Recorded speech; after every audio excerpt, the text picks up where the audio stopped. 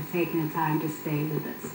Today, very excitement, both of you and myself. We're smiling because it's always good to see good princesses and queens in the house. And as you know, this lady, she's known for not only her wonderful charitable work, and all you guys have been supporting her. Of course, she's part of BBS family. We're going to ask Queen Chioma to introduce the wonderful queens and finalists we have with us today. We welcome you. Thank you very much for having me on the show again. I'm so grateful to be here. Looking amazing. Yeah. Amazing. Thank you very much. I decided that we'll go with like a black look, a dark look. She's got the grey on as well. So we've got like the quite dark look today. Right. Can you start by introducing these wonderful young women to us? Because I think it's amazing. I mean, I can sense also from them, I mean, it sounds a bit unusual for me to say this, but you can see that there's a compassion. I mean, they're smiling, but you can see that there's a lot more. And I think that's what beauty is. We tend to think it's not just a face. Yeah. No, it's not. It isn't. And clearly this is what we're seeing. So start by introducing them to us. Okay. This is I was going to say contestant number 1 because that's what we say in the pageant. Okay. This is our lovely Melissa Brelson, and she's North London's Dazzling Beauty, so she won that one. Hello everyone. The next one we have is our lovely Hayley Blinkhorn, and she won Essex's Dazzling Beauty Team. Okay. Our next contestant is the wonderful Olivia Kimber, and she won the wonderful title of Guildford's Dazzling Beauty. Am I seeing something here? An ambassador? Yes. Yeah. And this is one of our wonderful judges named Nicole Braden, and she is our wonderful United Kingdom's perfect ambassador. And she's going to compete in America in August. Well, I'm telling you the truth, we're just delighted you're here. Of course, all our team here, I don't know our viewers, just scream and they're so tight to the TV at this minute. So I understand what's going on, but we really welcome you. And Lavina, can you believe what you're seeing? I'm telling you, it's like I'm sitting in the international beauty contest, you know. But what I want to say, moving to the girls, from here, have you ever thought of that moving on from pageant to say like Miss United Kingdom or anything like that? Well, personally, I started in very small pageants, and from there, that's what got me moving forward. So something like UK's Dazzling Beauty that has heats and then a national final is a really good way to start, because you can gain the experience from starting at heat, build up your confidence, and then move on. So by the time you get to that national final, you really know what to do and what the judges are looking for as well. Yeah, that's good. I saw the sound here. I'd like to probably take this apart a little bit, put you on the spot really, and start off with Melissa. Melissa, I mean, you've got a fantastic height, of course, the figures there. But, I mean, obviously, what was the thing that spurred you? Were you initially full of confidence? Or what was the thing? I mean, you know, did Queen Chioma help you in building up the confidence? What was it? Because it takes a lot to do what you're doing. I would say that I was born with quite a lot of confidence. I enjoy being on stage, I enjoy the lights, and I love meeting new people. I would say that Queen Chioma's opened doors for me, gave me a lot of opportunities, like I went on the Queen Chioma show, and I'm here today. And she's shown me that I can do a lot more than what I really thought that I could do, so thank you very much. Baby, I can see you smiling there. Absolutely adore. Again, is this something that was very natural to you? Because sometimes you find you've got wonderful family members, possibly a mum or an aunt, who's even possibly in the past have been contestants themselves. Was that the same for you? No, none of my family have done beauty pageants. So I was first experiencing it. And I got picked up at Britain's Next Top Model, Britain and Ireland's Next Top Model. And they asked me to be in a beauty pageant. It was a voting beauty pageant. I obviously didn't get enough votes to win that. And then Queen Chioma gave me the opportunity to be here today. Thank you. And you can tell them all the sessions you won. It's won quite a lot. Miss Teen Fitness Beauty. South East London's Dazzling Beauty. Surrey's Dazzling Beauty Team First Runner-Up.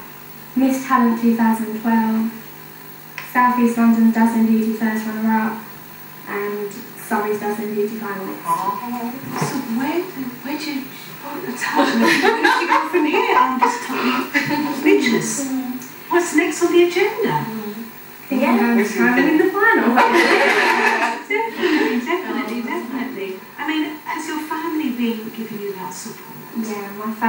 role models for me. They've been there at every pageant. I won Miss Popularity at South Dazzling Beauty because they were there supporting me. So. Well done to the families, not leaving you out there. Lydia, I mean, again, what was it? Is it something that you've got a whole cast of things there? Tell us a little bit about.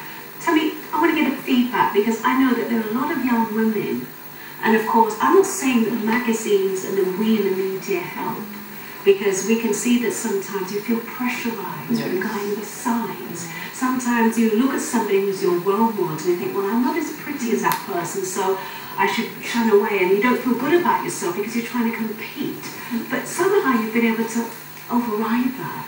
What was it for you? I think, especially at the UK's Dazzling Beauty, Queen Chioma, she was amazing. She was there, she helped us through everything. She coached us. She was just like a role model to us and told us that we don't have to be perfect, because no one's perfect. Yeah. But we're all our own person, we're individuals, and we can all achieve our Miss Teen Talent at Surrey's Dazzling Beauty, Miss Charity Team at Surrey's Dazzling Beauty. Stop a little bit there. Charity, was that a lot of hard work? Sponsoring them, what was it like? I love doing charity work. I think it's a brilliant thing to do. You know, there's not enough awareness of the different types of charities out there, and I think it's good to show people, you know, all these charities to raise money for these not well-known diseases or things like that. Right. And is that the last one? Was there another one? Then it was then just Surrey's Dazzling Beauty finalist, and then I ended up winning the Guildford's Dazzling Beauty. Wow. Well done. Okay. Right. You know something, apart from the lovely smiles and the beauty, can you tell me a bit about the hard work behind all of this? Some of the ups and some of the downs. Who wants to do that? Personally, I know that there is a lot of ups and downs. Yeah. I've had people give me negative comments, and sometimes it's hard to come back and think, well, how can I turn this into something positive? But as a title holder, that's what your role is. Your role is to be a role model for other people, not just young women, but anybody who wants to succeed in something, because it's great to see these girls competing and striving to do something positive, rather than this negative media image of young people we often have. It's really good that they are doing something positive.